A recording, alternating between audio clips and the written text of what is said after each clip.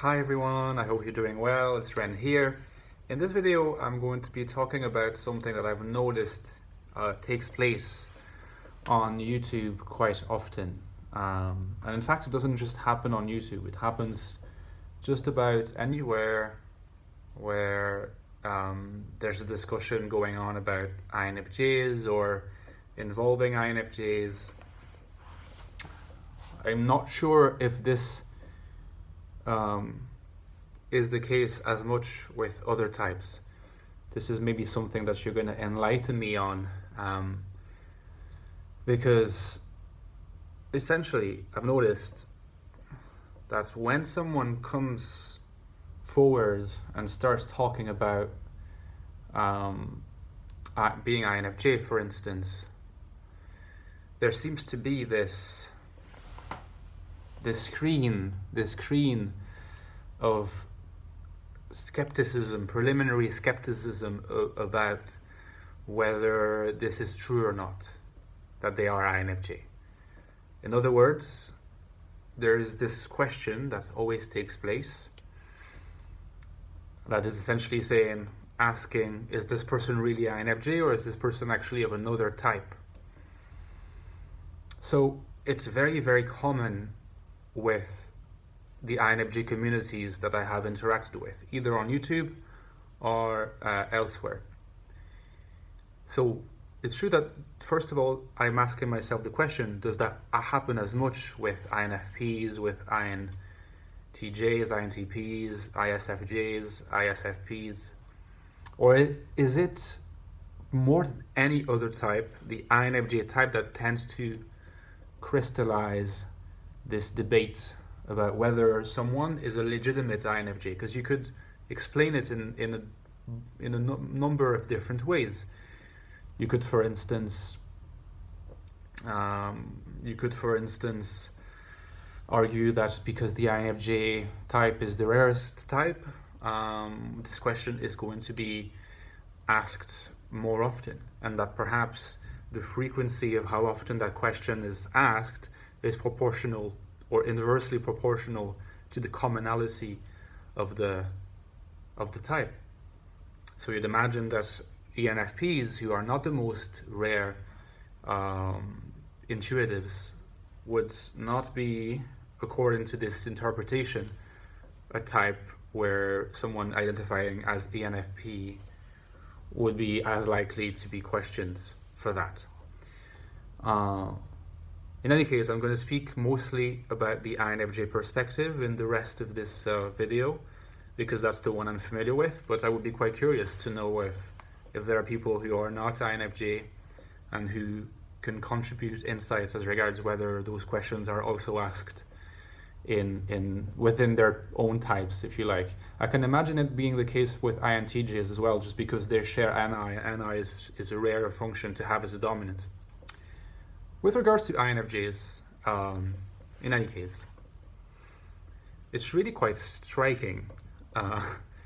It's really quite striking how common that thing is, because on top of like all the online forum discussions which I've had or I've been engaged in, where those questions have been asked, am I really an INFJ? Am I an INFP?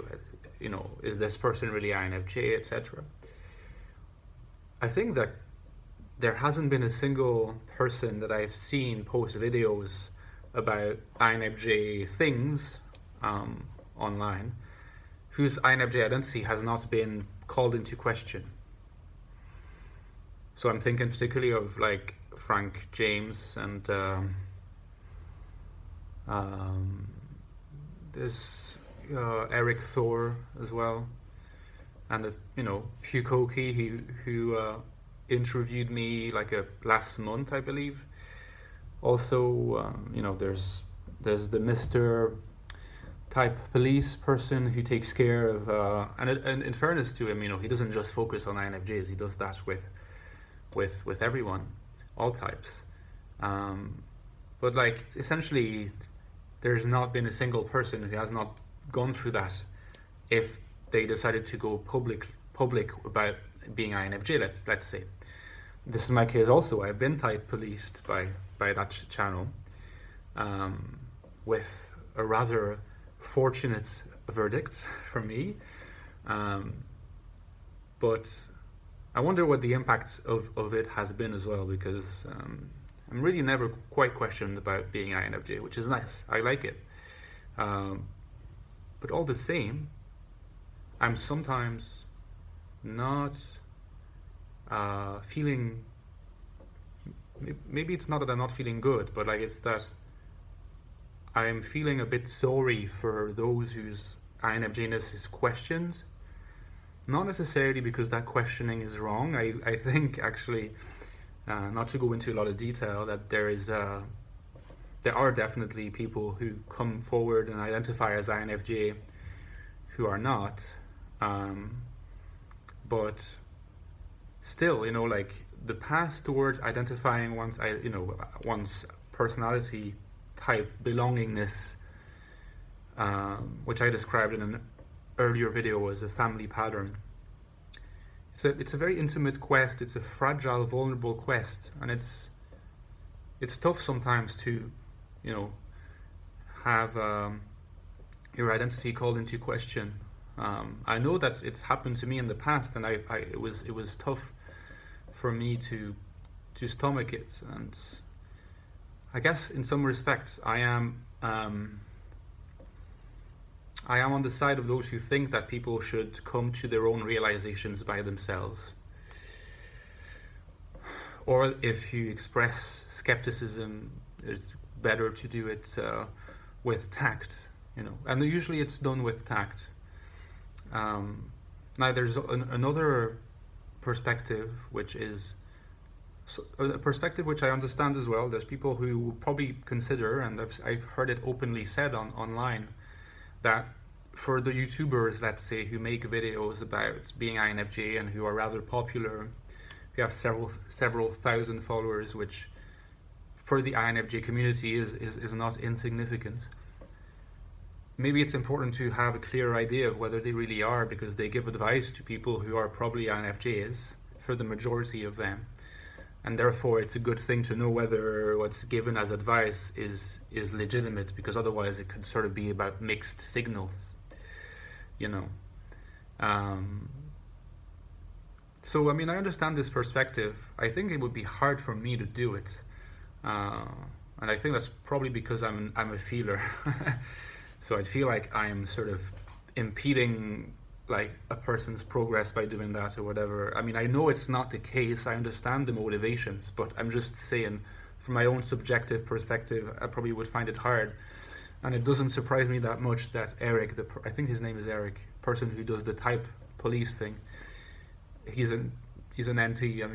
For some reason, like an ENTP sounds really good for that kind of task. And I watch some of his stuff, and actually sometimes I agree with some of his stuff. Sometimes I don't agree with his stuff, by the way. Sometimes I agree that, for example, an INFJ is not INFJ. It's happened. Other times, he says, yes, this person's INFJ, and I'm like, you've been too nice there, Eric. But I tend to keep it for myself. And it's funny because in those moments, I feel like I'm being a real chameleon FE user who has those thoughts that are not necessarily super positive or who are skeptical, but I keep them for myself, and I might voice things like what I told you earlier. People should be allowed to come to their own conclusions, or it's better for people to come to their own conclusions. Doesn't mean that I don't have the same thoughts, but it's just something that, because I've experienced, my type being called into question, and I've experienced it as a little upsetting. I guess I relate in that sense, and that's why I would not make videos on busting the myth of a particular person's real INFJness or whatever. There's another video that a friend of mine, an INTJ friend of mine, who used to think he was INFJ, he shared with me about a guy online again who has a video about like the sort of body language and facial expressions, facial movements of different people, and essentially takes 6 self-proclaimed INFJs and identifies that like only one of them is INFJ. You probably have seen this video. I can't remember the channel.